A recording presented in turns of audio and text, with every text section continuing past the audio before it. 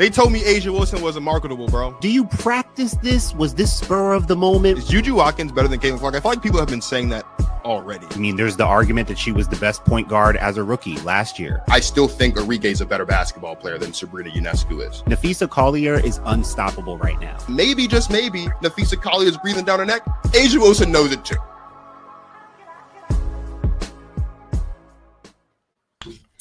I tell you one thing that A'ja Wilson has done that Napheesa Collier nor anyone else in the history of basketball has done: score 30 points and get 20 boards in a single game. That's a fact. Let's talk about it. Let's talk about it, huh? Hey, man. Huh? They're back. They're back, baby. They're back. 7-1 since Jewel Lloyd came off the bench, huh?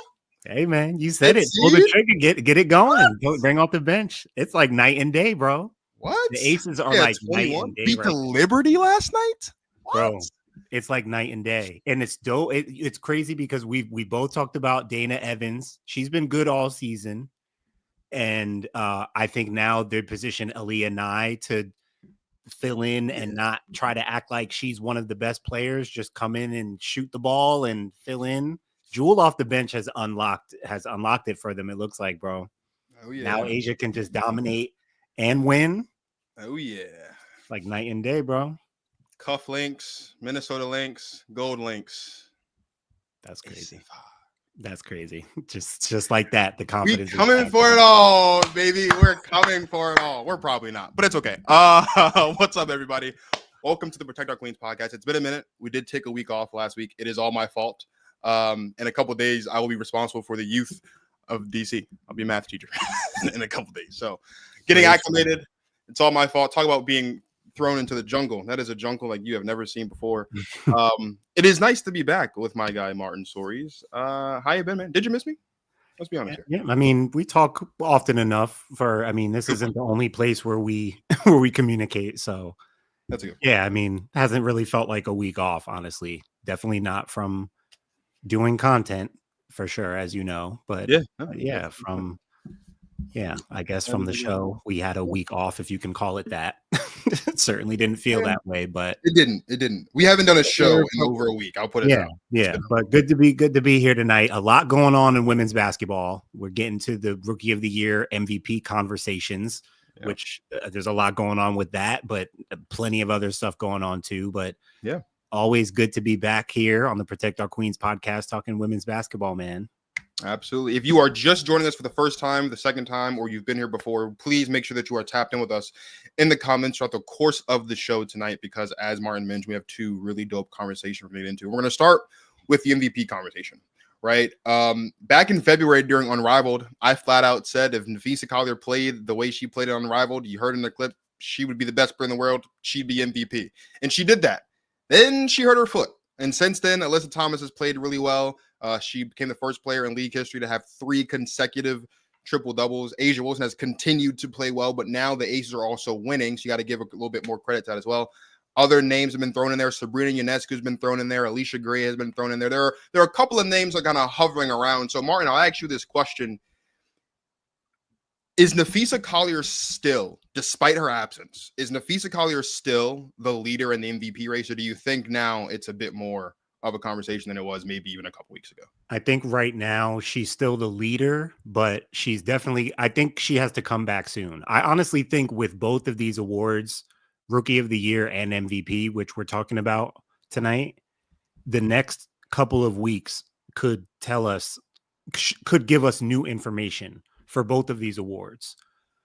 I think Fee has to come back and get back to what she was doing, which was like 25-8. She's still leading the league in scoring.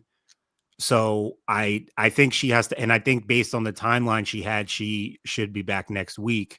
But I think she has to get back and playing well. I'm also wondering if the team winning without her is going to hurt her case at all.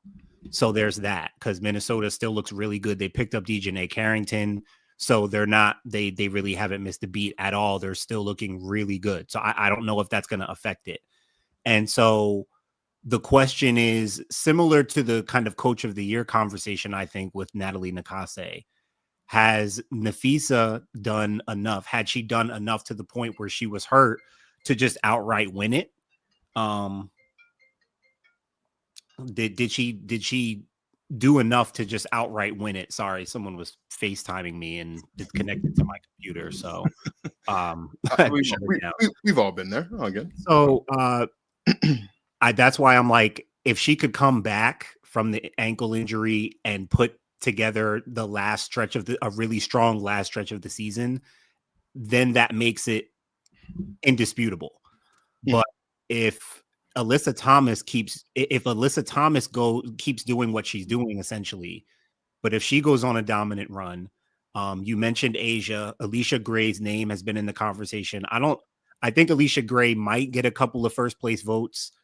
I think Sabrina might deserve a first place vote here or there. I don't think she'll get any either, but I think their names are like after the main. I think the main conversation is Napheesa, and if it's not Fee, I think it comes down to, is Alyssa Thomas putting together a dominant stretch over the next couple weeks, or is Vegas about to make a run while Asia is still in dominant form, right? So I think it's between Napheesa, AT, and Asia. I think if it's not Fee, then those two are going to be the top candidates. Yeah, I will say I was prepared to come on here and like toot the horn for Asia, just off the strength of the 30-20, off the strength of the fact that the team is winning. But the more I thought about it, the more I realized that even though I think Asia I think she'll finish third place in MVP voting. What I've come to realize is this last stretch of wins for her, and again, like I mentioned, the Aces are 7-1 since Jewel Lloyd's moved over to the bench. And even though Asia's consistently played the same, really the reason why the Aces are winning now is because Jewel Lloyd is playing better. Yeah. Right. And so I do feel like, ironically, even though what you and I had talked about before with Asia offline is the Aces do need to start stringing some wins together if Asia's MVP case can be a little bit more solid, a little more ironclad, like Fee and like Alyssa Thomas. But despite the fact that she's continued to play that way, the wins, you're not looking at these wins and saying that the Aces are winning because of Asia. The argument would be made that they're winning because of Jewel. And so I think that's probably where you put a bit of a damper on Asia Wilson's MVP case. I agree with you, right? We talked the other day and I did make I tried to make a case for Alicia Gray. I did mention in that conversation to you that one thing that I think could tip the scales in both Alicia Gray's favor for MVP and also Carlos Mesco's favor for Coach of the Year was whether or not they were able to jump over the Liberty and finish second. They did do that over the past couple of days. And so, but again, I think it's too far gone. But I do agree with you. I think if it's not Napheesa Collier, I think it is going to be Alyssa Thomas. And it's hard to deny that, right? Like 3 straight triple doubles. So much. And she does so much. She does so much. 3 straight triple doubles, bro. Yeah. 3 straight triple doubles. And again, she does so much for that team. Yeah. We were talking about her versus Alicia Gray, and I'm like, I get it. Alicia Gray has been one of the top 3 guards in the league this year. Her best season. She gets credit for all that. But if we're talking MVP, there are only a few players that have been better / more dominant than Alicia Gray this season. And Alyssa Thomas is one of them. Defensively and offensively, Alyssa Thomas is just doing so much. It could be her time. If Phoenix goes on a run here and if she puts up a few more gaudy stat lines, like she's leading the league in assists. If she puts together a stretch here, she's going to put like legitimate pressure on Fee. I would agree. And I mean, look, the Mercury right now, I think are 2 or 3 games behind the Liberty. Like there's still a chance for them. Again, I would say the same thing about her that I'd said about about Alicia Gray. If they can jump over the Fever, right, and they can really stake their claims as clearly having been, because they've been hovering around that 3-4 spot all season, right? And so, especially with the way the season has kind of turned for them, they picked up DB. Satu Sabali was benched in the entire second half the other day, and she hasn't really been playing as well as she was playing at the top of the season. If Alyssa Thomas continues this and they continue to win games and they finish with, I think they have 19 wins right now. If they can get close to, if not crack 25, I think that makes her case stronger. My thing with Fee is, and it's kind of the opposite of what I kind of joked about a couple weeks ago with the Jonquel Jones thing, right? Which is like how I had said Jonquel Jones making a pretty strong MVP case because she stops, she gets hurt and Liberty kind of fell apart. I almost feel like in a way, and I get it, the Lynx are the best team in the league, rightfully so, but I almost feel like in a way with Napheesa being out and them not having missed a beat, Like, I wonder how much, if at all, that goes into the decision making of those for the voters of, when you think about the MVP, you're thinking about there should be like a bit of a drop off when this player is no longer present. And like they've dropped a couple games here and there, but they've still been dominant. They've still been they've still been the best team in the league. You mentioned they picked up DJ Carrington. That's obviously helped a lot as well. But I just wonder if Fee's absence, or if the Lynx winning despite Fee's absence, could hinder, her MVP case. And with them winning, is there even going to be a sense of urgency by Cheryl Reeve or the coaching staff to get her back into these games over these next couple of weeks? Like, well, and what I mean? and I read, well, no, it's not something she said. I was reading someone who was talking about Fee's injury, and they were just saying that they believe that Fee would not prioritize an MVP run over a championship run. So her desire to come back early, it's fair to assume that she would rather not come back early, obviously not to be MVP chasing, but even if it meant for seeding or positioning or just to get back on the floor, she may wait until playoffs. I feel like Indiana's icing Caitlin until the playoffs at this point. Like, and with all the injuries happening and the scheduling and stuff like that, could very well be the case. So again, if she's not coming back, like if she doesn't come back at all, obviously that opens the floodgates, I think. For Alyssa Thomas or Asia Wilson, maybe even an Alicia Gray or a Sabrina Ionescu. That's if Fee just doesn't come back at all. If it stopped right now, she's the MVP. But so we have. I agree with you there. Yes, if it stopped right now, today, even though they've been great, she's still the MVP. Absolutely, yeah. I agree. To your point though, what she does have on her side is because she's had this all season, is that she's the best player on the best team.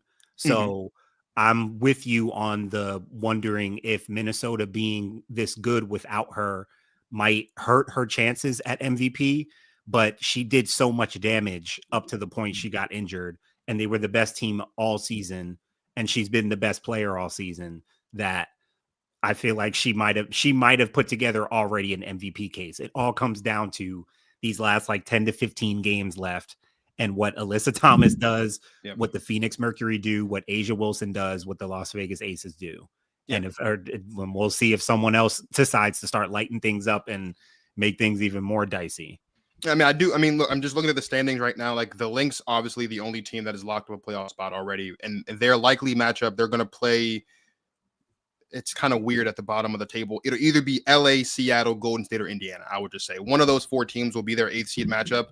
That's a matchup you look at and you say, if Fee doesn't play doesn't bounce a basketball again in a regulation basketball game until then, you're not like too upset, right? Which is why I just wonder, because I agree with you. I agree with, you mentioned how that person believes that they're going to shut it down. I think so. I agree on the Caitlin thing, right? I'm honestly like a little bit surprised that Stewie's kind of ramping up as well, because like again, like they're gonna make the playoffs, and I don't think they need Stewie to like be here, but not with Emma Mieseman playing. Yeah, not with Emma Mieseman doing what she's doing. Like they don't even need Stewie. Like, so God's name is going on. They're calling her the female Jokic, bro.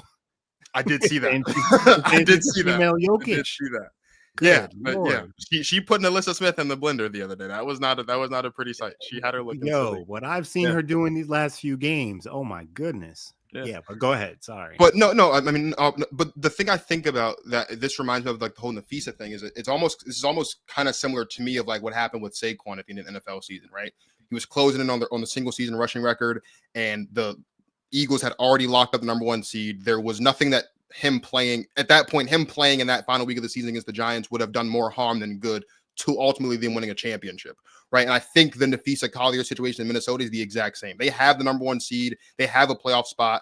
Napheesa Collier playing at this point in the season to come back, it's literally just going to be to secure herself an MVP. And when I think about how they walked off the court at the end of that finals last season, she's got bigger fish to fry, and she wants to win a championship. I mean, I saw something the other day that 4 of the 5 games in the WNBA finals last season were decided by 5 points or less. Those games, like that's how much of a stinger that loss was, not just for Fee, but the entire Minnesota Lynx organization. And so I'm inclined to believe that we're probably going to see a Saquon Barkley type situation here with Minnesota and Napheesa, where as long as they're continuing to click and win, right? she's not gonna play. And again, what reason Right. does Minnesota need her to play at Yeah, this point? she They've wouldn't been need to far and play. away the Yeah. best player, the best team in the league this season. So it'll be interesting to see kind of how they play this out, not just from an MVP standpoint, but also just from a like bigger picture playoff kind of thing as well. Because what they Yeah. don't want to happen is her come back and then re-aggravate that injury or suffer a Yeah. different injury. Right. There's no need to rush her back for of any course, other reason than if they wanted her to solidify the MVP thing, which again, she may have wrapped it up already. yeah, So she's done enough. It's like just kind of let her be at this point. So that's what makes it exciting and interesting, because again, we have a couple of other candidates that could shake things up. It's not just locked again. The season would have to end today for it to be guaranteed it's going to be Napheesa Collier. We all agree on that. But there's still a little time left in the season, and Alyssa Thomas and Asia Wilson are there. Like there are other candidates, so we'll see what happens. Her injury has made it that much more just, obviously unfortunate in her case, but just fascinating in terms of how this is going to play out. The last thing too is the fact that she was the runner-up last year. Yeah, you have that. Like it's almost, again, even with Minnesota being the runner-up champion, like not to say that the league wants her to have it or wants them to win it, but it's just that she came back even better, just as good, even better. Her team is just as good, even better, the best team. So again, I think most people agree that she's earned it up to this point. Yeah, absolutely. If you're just joining us, we just finished wrapping up a conversation about MVP. We're going to switch gears now and talk about another interesting award race, and that is the Rookie of the Year race between Paige Bueckers, Sonia Citron, and Kiki Iriafen. But in order to do that, we have to toss it back to a clip earlier in this season when the question flat out was, could Kiki Iriafen win herself Rookie of the Year this year? I think her numbers will be good, but the team, I don't think Dallas is there yet. Not that your team, it's not like MVP where your team has to be winning and successful for you to be up for Rookie of the Year, but I think that can be a factor. So not to take away from Kiki, I think she can earn it, but I think what's going to help her is the fact that Paige is kind of taking her time, feeling it out, her nature as being so unselfish and collaborative and not wanting to just like take the thing over. And being like a true point guard. Again, I think Paige is going to have a Rookie of the Year worthy season, but Kiki is so aggressive. Her teammate Sonia Citron might have a chance at it, but I think Kiki, with her motor and with her approach to the game, she absolutely has a chance to win Rookie of the Year. Now, the context of that conversation back in May was Kiki Iriafen later on would be announced as the player of the month. She was fresh off of a strong stretch of games there. And I believe she was in the middle of her stretch of games where she had 4 straight triple doubles. And at the time, the conversation was, well, the last several Rookie of the Years, except for one, had won the May Rookie of the Month and went on to win Rookie of the Year. Now, at this point, obviously, Paige Bueckers has been consistently great since she's been back and fully healthy. Sonia Citron has come on as of late, and of course, Kiki Iriafen has still been consistent. Similar question, but I think the difference here is that it's a much tighter race than the MVP race would seem. Do you think Paige is still the front runner here, or do you think that Sonia or Kiki has a legitimate shot to become the Rookie of the Year this year? I think that Paige is the legitimate front runner.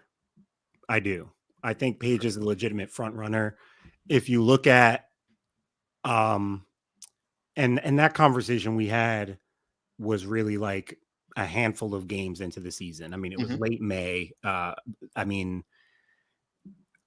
It's funny because what I ended up saying there, over the course of the season, Paige has seemed to become a little more aggressive. I mean, her team is bad and has been losing. So they've needed her to be aggressive and proactive and getting her shots. She takes 15 shots a game. She's getting more shots than either of these other two. She's obviously the number 1 pick. She's the face of the franchise. Sonia and Kiki are rightfully so 2 of the faces of the Mystics franchise going forward for sure. But Paige is she's the number 1 pick, little, more popular. We know she has the more popular name. I do think that Sonia Citron has put together a solid case to challenge for rookie of the year. But I think Paige, and I think typically, historically, this is how it's gone for the most part, just from an objective standpoint, because I had to go back and make sure that the last few rookies of the year were on losing teams, and they weren't on like winning teams. So the whole like team record thing historically shouldn't really knock Paige that much. I think for the most part, it's gone to just the best rookie.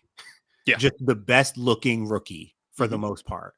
And who's played the best basketball as a rookie. And I think so. I think Sonia has made a great case. At times, Kiki has looked great. I think Sonia has a little bit stronger of a case than Kiki now. But I think I do think Paige is the front runner because she has looked like the best rookie. And honestly, I think Sonia and or Kiki would have to be contributing to a little bit more winning on their end. Like they'd have to have a winning record. They're fighting to be a playoff team, which means something.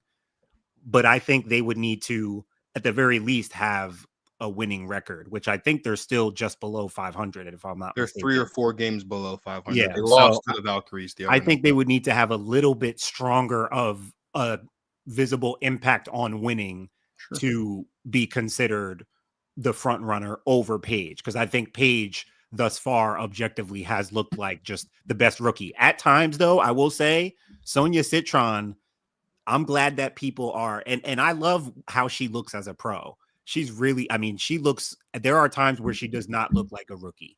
Yeah. Sonia Citron looks like a bona fide, ready to cook WNBA shooting guard with her movements as smooth as she is, the way she gets her shot off, like it's all there. So I think she's made a legit case, but I would say Paige is the front runner right now.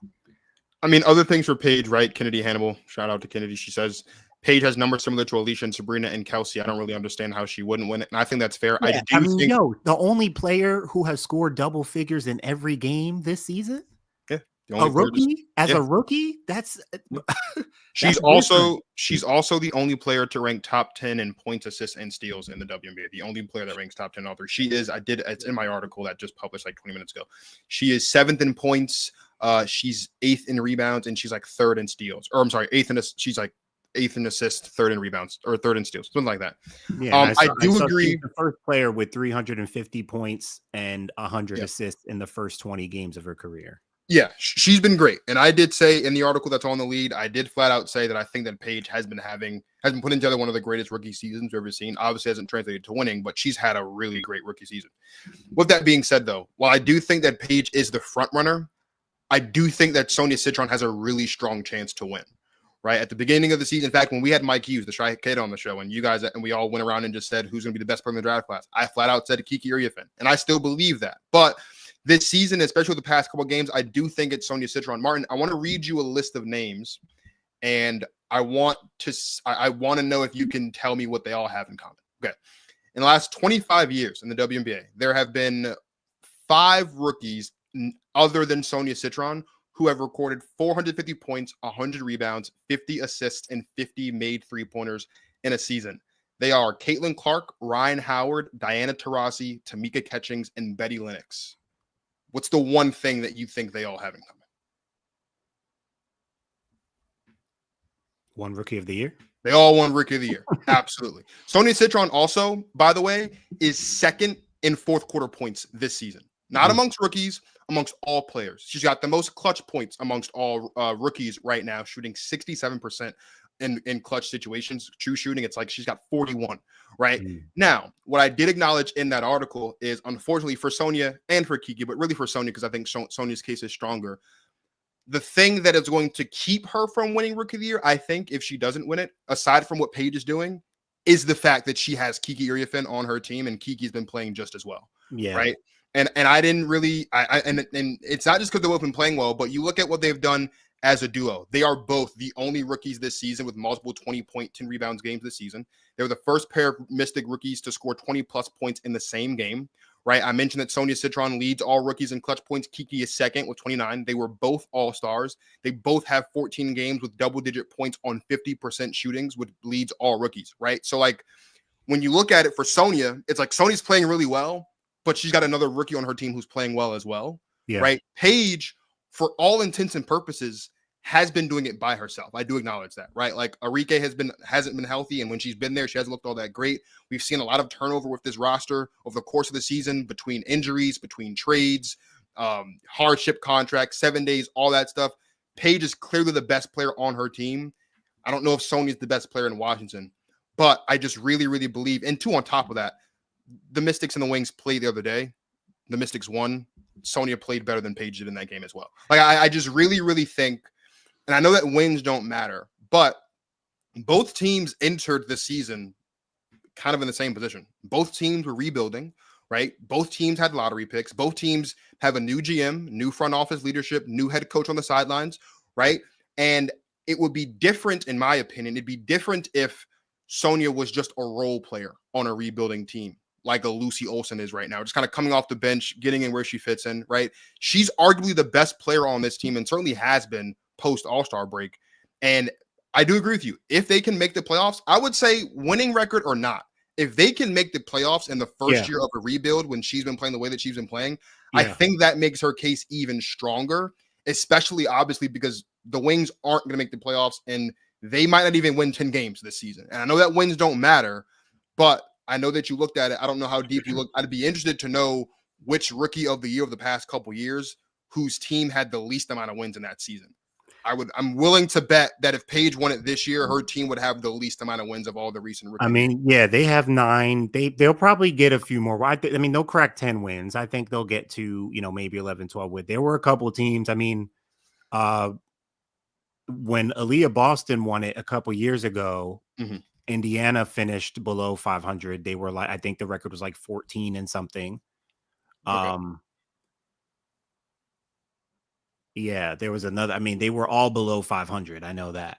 Not all. Like, if the last 5 years, it was, below 500 teams. Yeah, and I know. I think. Caitlin last year, I think they were right at 500, which was what made it such a big deal for her. But yeah, man, I think Paige is, and honestly, I don't think this is a matter of like if Paige wins it, like it's going to be a problem because she's number one pick. She's been playing really, really well. Like she's the fastest player to do a lot of things this season, and she's been consistent.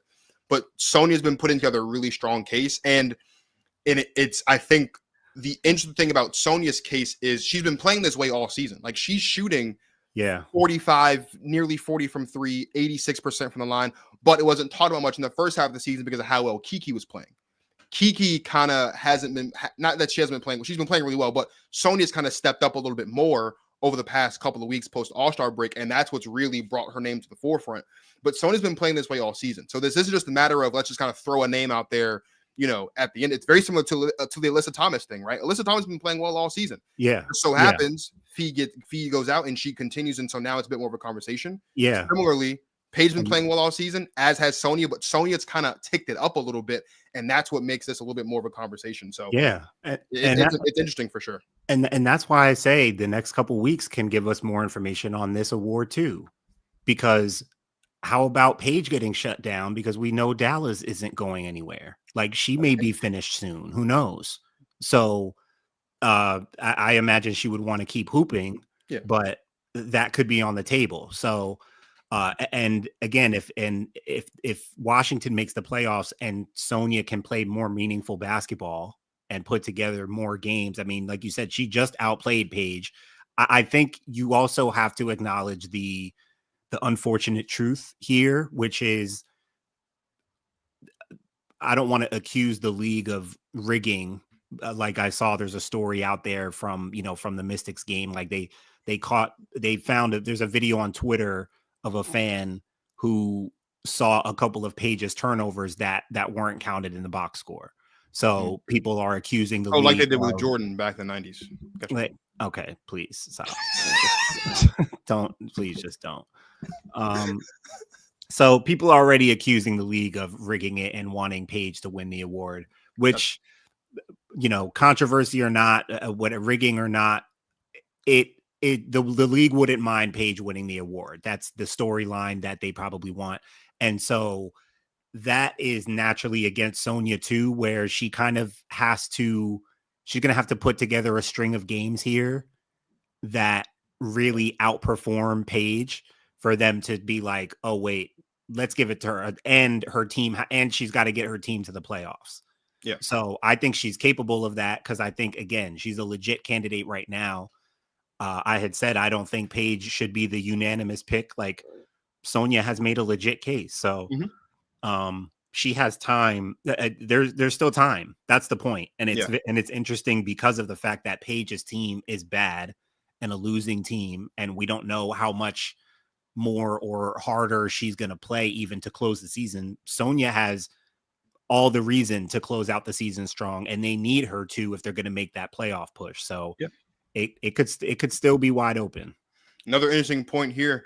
Riri says, I also think who wins Rookie of the Month this month will be important because if Paige wins, that would make her the clear-cut Rookie of the Year with 3 Rookie of the Month honors. Sonya has done. That's a great point. As I mentioned, Kiki won it in May, but Paige has been June and July, right? So she's had a 35-point game. I mean, the only rookie over 30. Yeah, like she's had a Rookie of the Year campaign. Absolutely. Like I said in the clip, I expected her to put together a Rookie of the Year worthy season. For sure. Sonya, and again, it's really a credit like to Sonya Citron. Like the Mystics had 3 top 10 picks in this draft. Apparently they want more. They want more these first round picks and they're going to get even more. But I mean, they really hit the jackpot with this. Didn't even have Georgia Amore this season, but Sonya Citron looks really good. And so at least people know that, will know that she'll be on do they do the all rookie team? I think they do all rookie team. She'll be on the all rookie team, and she'll likely be a unanimous selection for the all rookie team as well.